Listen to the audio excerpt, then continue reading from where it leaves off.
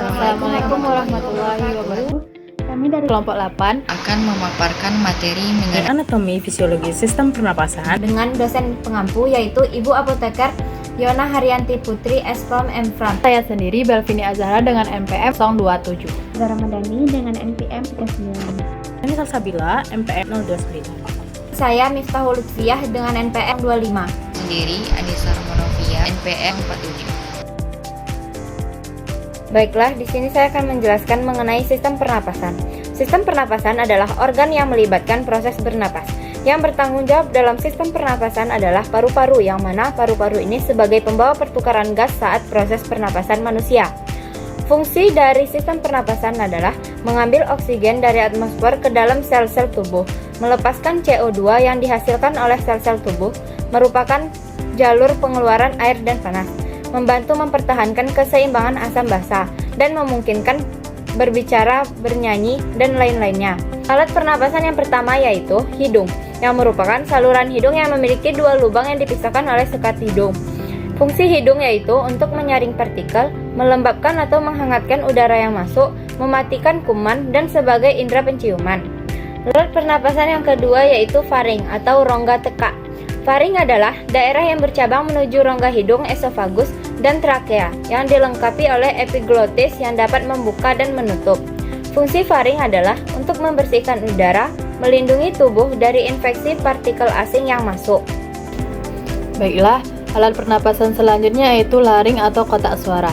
Laring adalah pangkal tenggorokan yang terdiri dari lempengan-lempengan tulang rawa.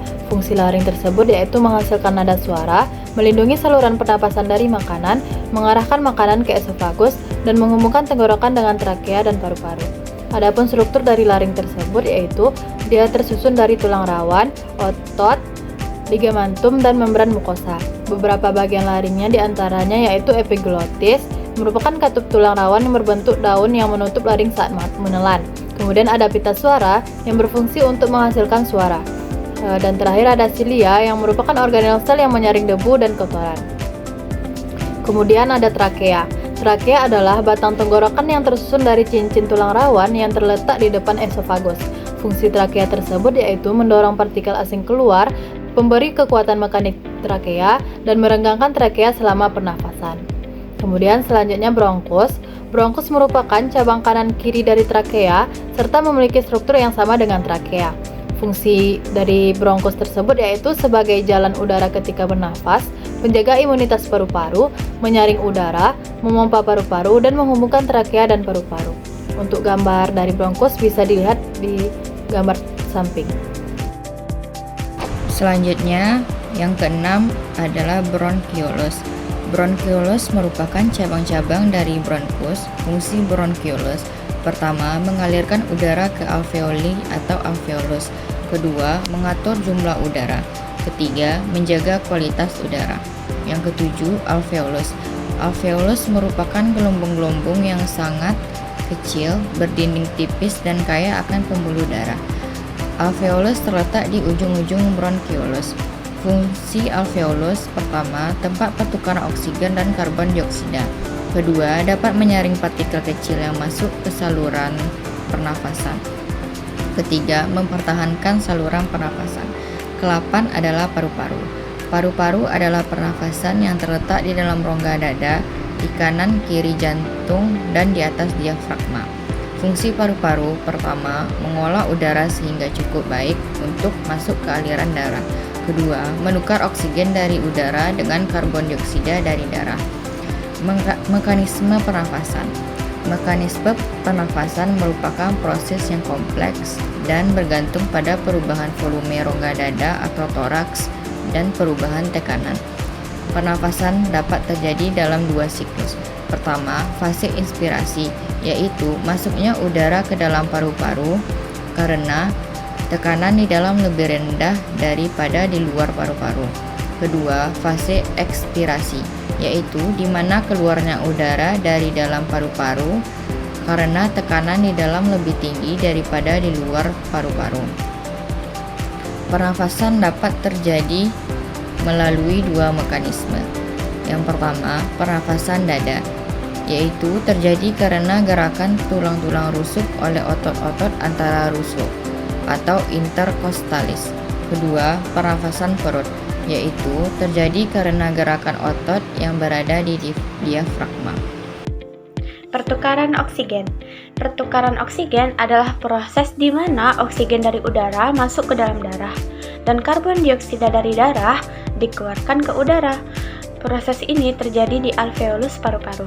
Oksigen yang masuk ke alveolus akan berdifusi melalui membran tipis ke dalam pembuluh darah kapiler, bergabung dengan hemoglobin dalam sel darah merah untuk dibawa ke seluruh tubuh. Sebaliknya, karbon dioksida yang dihasilkan oleh sel-sel tubuh dibawa oleh darah ke paru-paru, lalu berdifusi keluar ke alveolus untuk dikeluarkan melalui pernafasan. Pertukaran karbon dioksida juga begitu.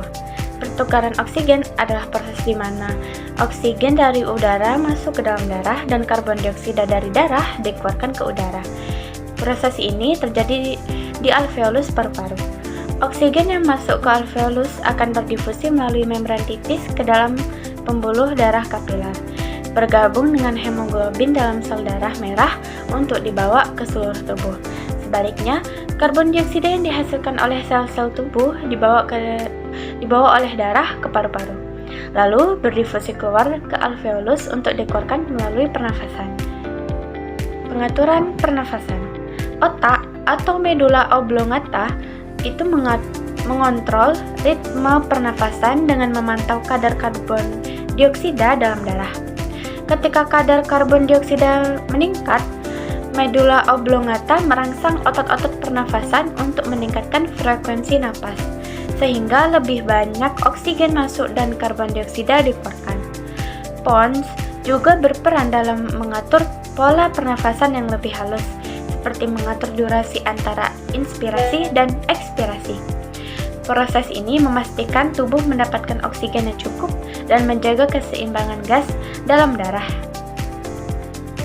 Jika kadar oksigen dalam darah rendah atau hipoksia, tubuh akan merangsang pusat pernafasan di otak untuk meningkatkan frekuensi napas, sehingga oksigen lebih banyak masuk ke dalam tubuh.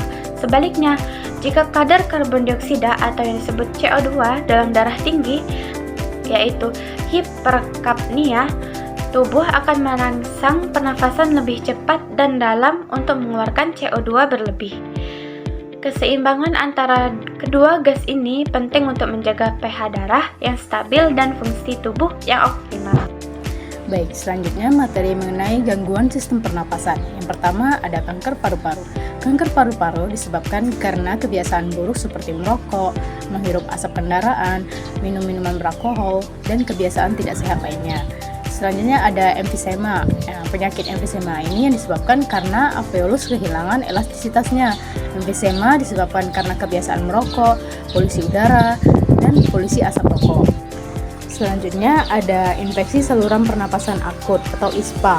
Nah, infeksi saluran pernapasan ini seperti batuk dan pilek menjadi penyebab utamanya morbiditas dan mortalitas penyakit menular di dunia. Misalnya ada asma, penyakit kronis jangka panjang yang menimbulkan sesak napas, batuk, hingga sulit bernapas.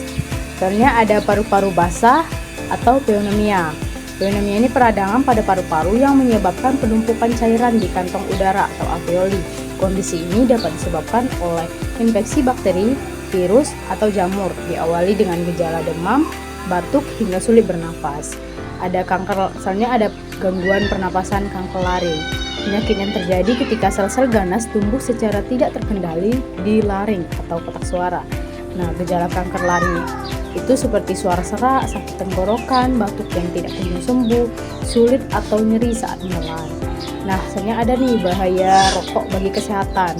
Rokok itu berbahaya bagi orang yang merokok atau perokok aktif maupun orang di sekitar perokok yang bukan perokok, itu perokok pasif. Efek dari perokok yang paling pertama itu merusak organ tubuh akibat asap rokok adalah paru-paru. Asap rokok tersebut terhirup dan masuk ke dalam paru-paru sehingga menyebabkan paru-paru mengalami radang, bronkitis, pneumonia. Asap rokok mengandung lebih dari 4.000 bahan kimia yang 200 jenis diantaranya beracun dan 43 jenis lainnya dapat menyebabkan kanker pada tubuh. Terima kasih sudah menonton, semoga bermanfaat ya.